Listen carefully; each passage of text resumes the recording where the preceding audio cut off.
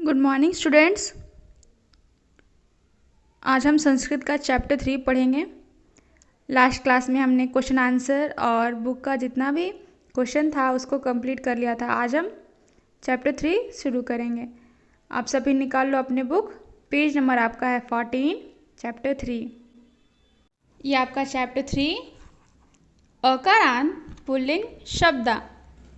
अकारांत शब्द का मतलब हुआ जिस शब्द के अंत में अ का उच्चारण आए वह अकारांत हो जाएगा। अकारांत। देखो हम पढ़ते हैं। जिन शब्दों के अंत में अ स्वर रहता है उन्हें अकारांत शब्द कहते हैं, जैसे देव, बालक, अश्व, गज। समझे आप लोग? जिस शब्द के अंत में अ का उच्चारण आए, अ स्वर का उच्चारण आए, जैसे देखो आप देव। देव को अगर हम वर्ण विच्छेद करेंगे, ये देव है आपका, तो द एक ही मात्रा था तो दे, वह हम लोग इस तरह लिखेंगे, व में हलंत जोड़ अ, तो अंत में क्या आया?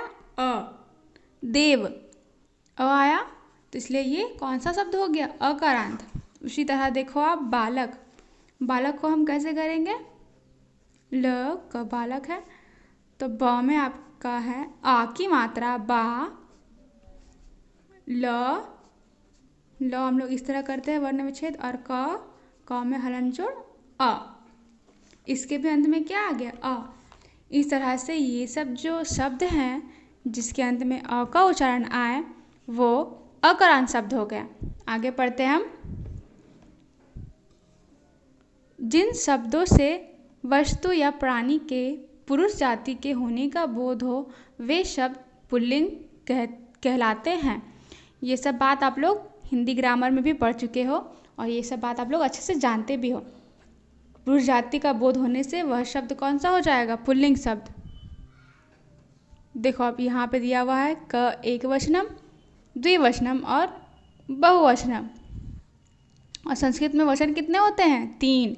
हिंदी में हम लोगों ने एक वचन और बहुवचन पढ़ा है, परंतु लेकिन संस्कृत में ये 3 होते हैं, एक वचन, द्विवचन और बहुवचन। इसी तरह देखो आप एक वचन का उदाहरण, तीनों वचन का उदाहरण आपको दे दिया है नीचे, वो सब आपका अकारांत पुल्लिंग शब्द है। देखो शुक, शुक द्विवचन हुआ तो ये शुक हो गया, और बहुवचन में सुकह, शुक है। फिर कपोता, कबूतर, कपोता 2 कबूतर द्विवचन है, और कपोता आपका कपोता अनेक कबूतर। गर्दभा, गधा 1, गर्दभव यानी कि 2 गधे, और गर्दभा यानी कि अनेक गधे। वानरा 1 वानर, बंदर, वानरव 2 बंदर, और वानरा अनेक बंदर। इस तरह आप पेज दूसरे में देखेंगे। सिन्हा 1 शेर, सिन्हाव 2, और सिन्हा अनेक शेर। मृगा, मृगव, मृगा ये हिरन है आपका 1 2, यहाँ अनेक। गजा, गजव, गजा 1 हाथी 2, यहाँ अनेक हाथी।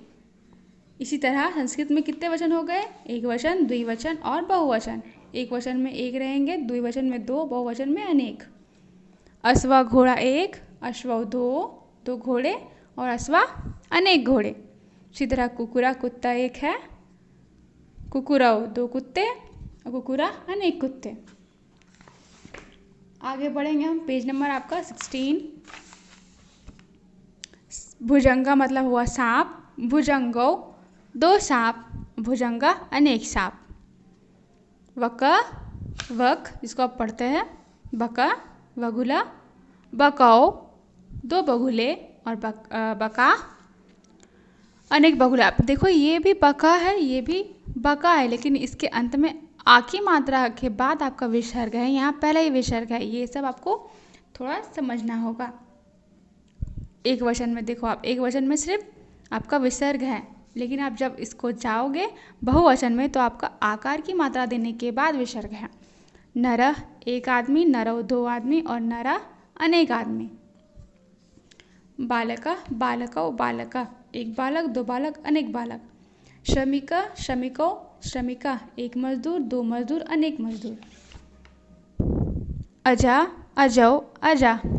एक बकरी, दो बकरी, अनेक बकरियाँ। हंसा, हंसौ, हंसा। एक हंस, दो हंस, यहाँ अनेक हंस। ये सब आपका सब पुल्लिंग शब्द है। हम लोगों ने आज हेडिंग पढ़ाई पुल्लिंग शब्द, ये सब आपका पुल्लिंग शब्द है। काका, काकौ, काका। एक कौआ, दो कौवे, अनेक कौवे।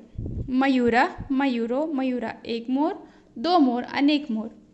उष्ट्र, उष्ट्रौ, उष्ट्रा। एक ऊँट, दो ऊँट, अनेक ऊँट। अब देखो आपका ये शब्दार्थ है, इसको आप लोग अपने कॉपी में लिख लेना। शुक, शुकौ, शुका। जिस तरह से आपका बुक में दिया था उसी तरह इसका आपका पूरा हिंदी यहाँ पे दे दिया है। शब्दार्थ, शब्द का अर्थ क्या है, संस्कृत शब्द का अर्थ, ये सब आप लोग लिख लेंगे अपने अपने कॉपी में। ठीक है, नेक्स्ट क्लास में हम इसका जो अभ्यास कार्य है उसको करेंगे। जिनके पास बुक नहीं है वो लोग भी अच्छे से देख लो, आप लोग लिख लेना। देखो यहाँ से आपका यहाँ तक पूरा है। जिन लोगों ने बुक नहीं लिया है वो लोग जल्दी ले ले, ताकि आप लोगों की पढ़ाई और भी अच्छे से हो सके। ठीक है, अब नेक्स्ट क्लास में हम लिखिता और भाषा अध्ययन करेंगे। तब तक आप इसको शब्दार्थ को कंप्लीट करो और आप इस चैप्टर को भी रीड करो। Okay, bye.